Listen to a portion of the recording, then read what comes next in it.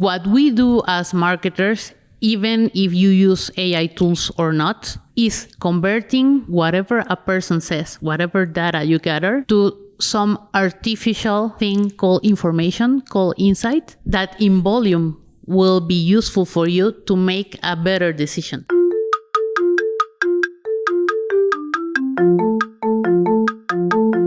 Are you a fitness-loving foodie? Then Defy Snacks is for you. Defy offers real, high-quality chocolate you love, combined with functional ingredients, giving you as much as 26 grams of protein per bag, so you can be both a little bit bad and a little bit good at the same time. As a female-owned brand, Defy dedicates a portion of its profits to other women-owned businesses. Currently sold in the US, you can find us on snacks.com and follow us on social at Defy Snacks.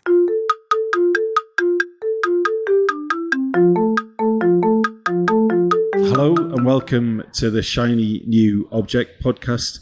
My name is Tom Ollerton. I'm the founder of Automated Creative, and this is a weekly podcast about the future of data-driven marketing. And I have the pleasure and the privilege of interviewing our industry's leaders, and I'm very fortunate to be in Mexico City today interviewing Alejandra Ramirez, who is Regional Marketing Manager for Automated Medicated Management Solutions in Latin America at BD. So, Ale, can you give the audience a brief background into how you ended up doing this job?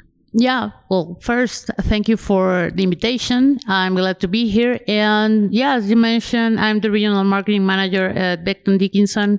I've been in the medtech industry for 14 years now, and I'm really passionate about how these new technologies are being applied to what we do as marketers and specifically as data-driven marketers.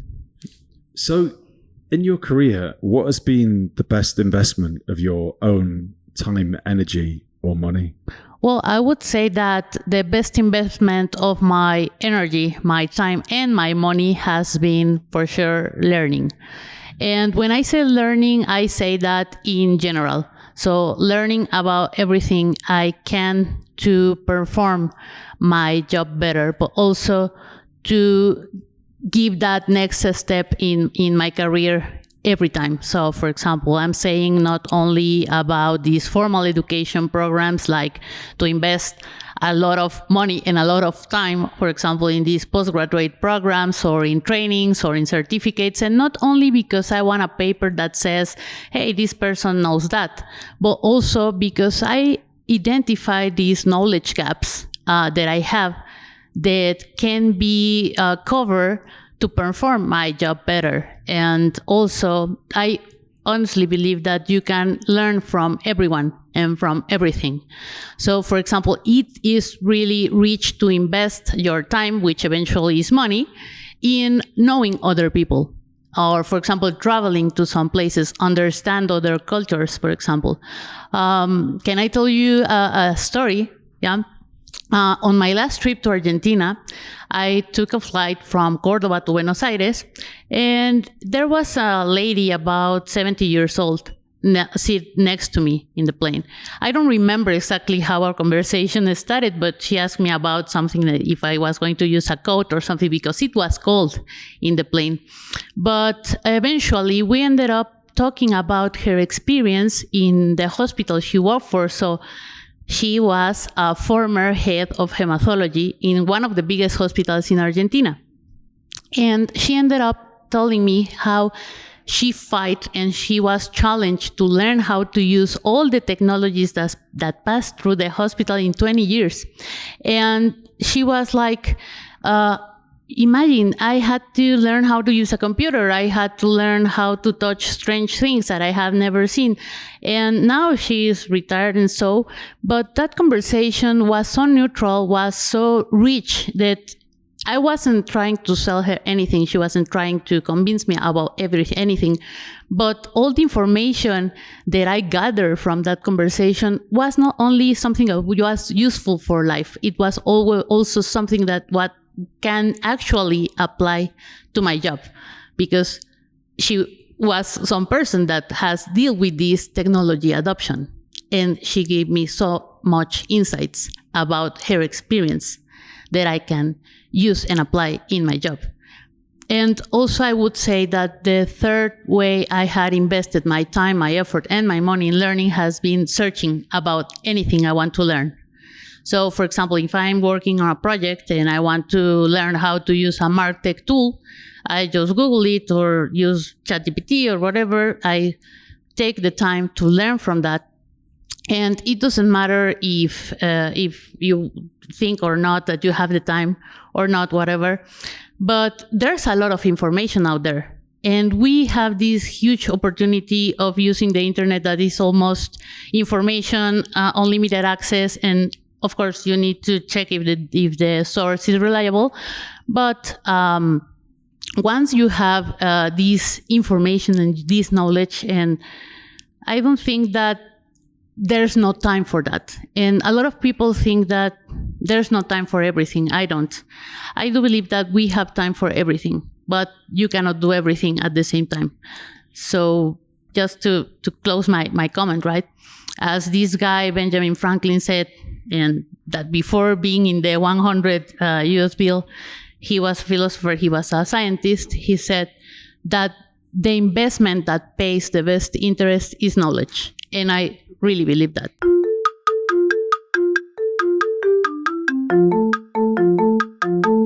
So, what is your advice to someone who wants to become a better data-driven marketer? What's the one thing that you find yourself sharing most often? Well, I would say is one thing, but divided in two parts. First, you cannot forget to set a clear objective when you are, for example, conducting market research. And second, you need to be open to whatever you will find out.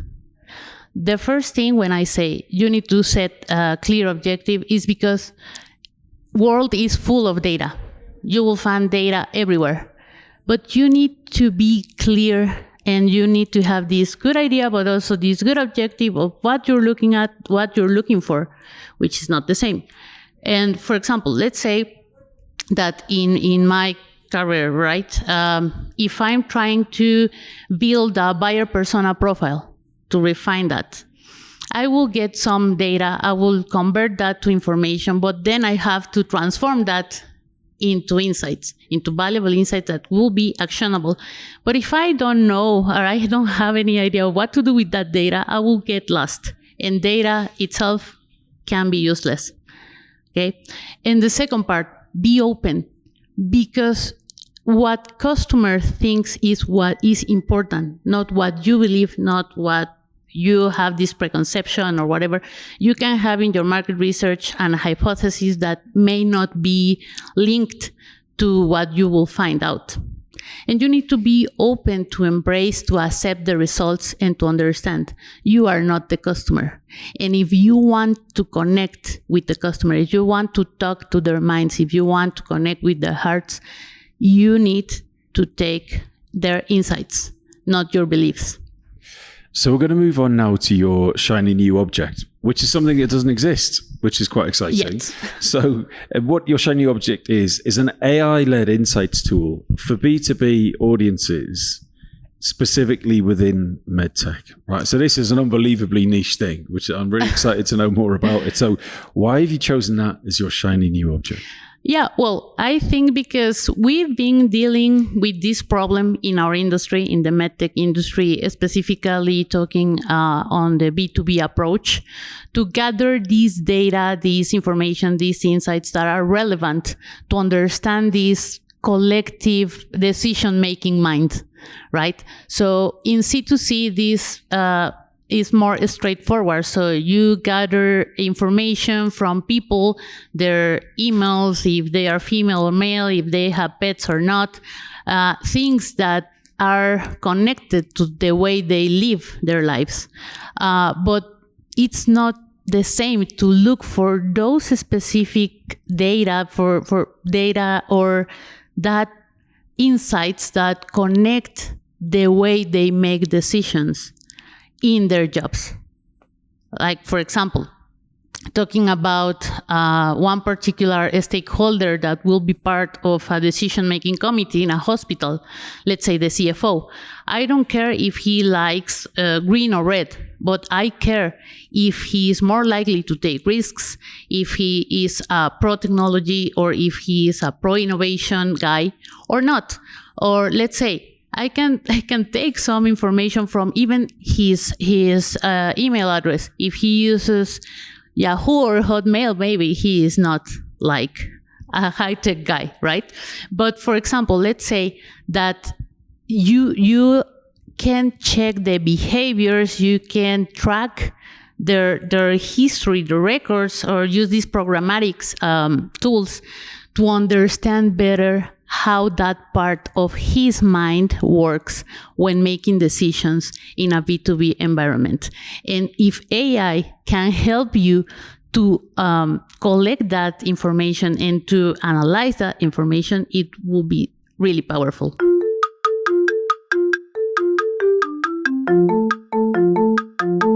This episode of the Shiny New Object podcast is brought to you in partnership with MadFest. Whether it's live in London or streamed online to the global marketing community, you can always expect a distinctive and daring blend of fast-paced content, startup innovation pitches, and unconventional entertainment from MadFest events. You'll find me causing trouble on stage, recording live versions of this podcast, and sharing a beer with the nicest and most influential people in marketing. Check it out at www.madfestlondon.com.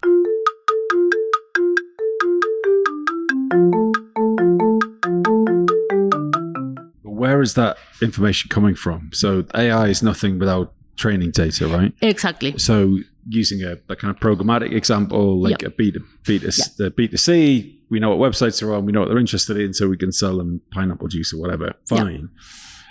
So if we're going to have an AI-led insights tool for B2B audiences in medtech, where are those data points going to come from to train the AI? Yeah, and of course, and actually today I'm participating in a project of AI training for training an AI tool. So how do you train AI to understand what you want to know is giving it a focus group of the profile of people that you want to get insights in the future from. So for example, if you want some AI to help you to build a buyer persona profile for a CFO in hospitals, then use a focus group of CFOs to train this AI, right? So what you're doing is you're organizing a focus group with real human beings, and you're talking to them about, I don't know, their buying preferences and biases and sources of intelligence, so that you're creating a kind of a bespoke GPT, so that you can go, right, well, we're thinking of sponsoring this medtech event, and then the machine would come back and say, no. Because we never go. Yeah, for example, I will tell you an example that is also something that we already did as some kind of testing with nurses in Argentina, precisely. We said, okay, we want to do this webinar. We are super believers that webinars are the best thing. And then we had this focus group with nurses, and they say, we hate webinars. It's losing our time. So you need to train AIs, and that's something I think applies to any industry. AIs must be trained by humans because they must emulate our thoughts, our way of thinking. So we cannot assume that we will have everything in our minds. And that's why this is connected to my previous answer to the advice. We are not the customer. They are the customers. But the AI is not the customer. So I'm going to push back a little bit just for the sake of a good podcast. But you're saying that like the AI can think like our consumers. It can't. It doesn't think. It's a probabilistic model. So if I get asked this question, probably these are the successions of words that is most likely going to deliver the highest percentage of having the right answer. It doesn't understand anything. If it's not well trained, because one of the basics part of the large learning models is that you must train those tools or those artificial intelligences in the way that target person or that target kind of person will think. So yes, it will be a wrong idea to train an AI to think as you in a company think. But if you use this AI to be trained by eventually what you are trying to emulate, for example, if I want to know how nurses think, I won't be training AIs with marketers, right? No, I understand how it works. I think I haven't done it myself, and it's an inspiring idea that automated creative could create a buyer persona and then get those buyers to create a corpus of intelligence of which you could train an LLM to respond. But my fear of AI, well, my sort of understanding of AI, that it's not knowledge. It's not artificial intelligence, it's statistics, right? I think there's a danger that we will stop talking to people. Yeah. Stop talking to nurses in Argentina. And as you said, you sat next to that lady on the plane and reading your body language and your tone of voice, you're inspired by that moment. Whereas like you could have easily, I guess, gone to like a GPT for the same information. And I don't think you would have responded to it in quite such an emotional way. I'm not sure. Yeah. No. So how do you? So sorry, I'm rambling a little bit. I apologize. Right. How do you put the human into AI in that scenario when you're talking to a GPT of nurses in Argentina? Yeah. For example, there's a way to train these AIs. Yeah. They will never replace humans. I hope they will not. Yeah. But in the end, they must be used as a tool, as a guide. Yeah, but that applies to any AI in any industry. For example, today you cannot rely on whatever GPT tells you, right? Definitely not. And I think that's, or at least in this point in which AIs are not mature enough, because yes, in the end, you are training them not to think, to follow algorithms, which is different.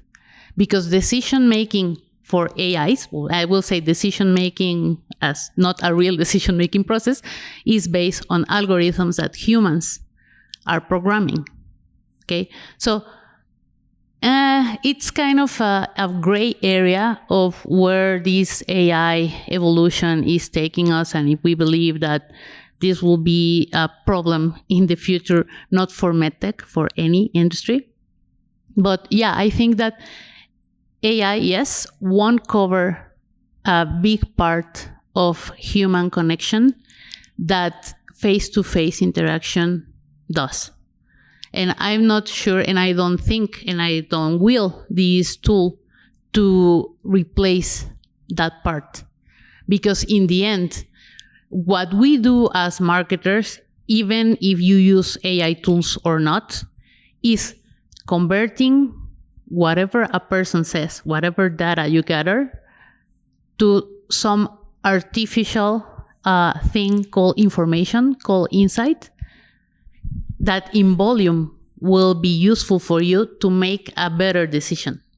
And that's the same thing with these models, or the same thought that I have for this AI tool, to give you a better guide, because you won't be able to talk to any person in the plane, right?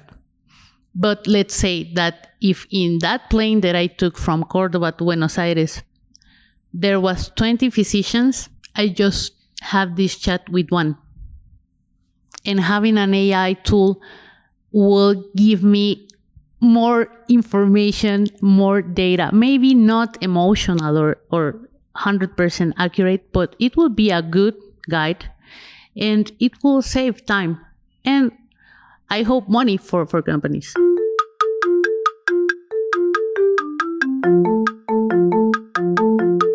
I feel like we could talk about this for a long time, but we've come to the end of the podcast now. No problem.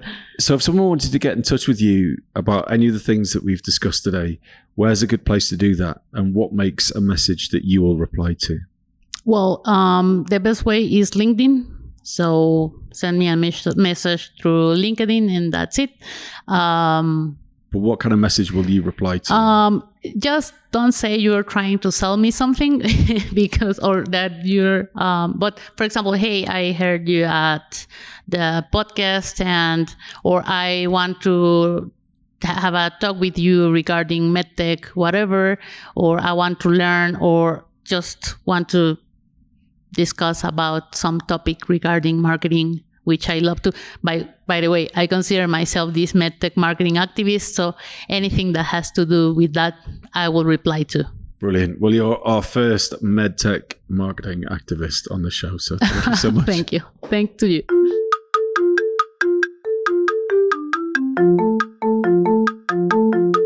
Hi.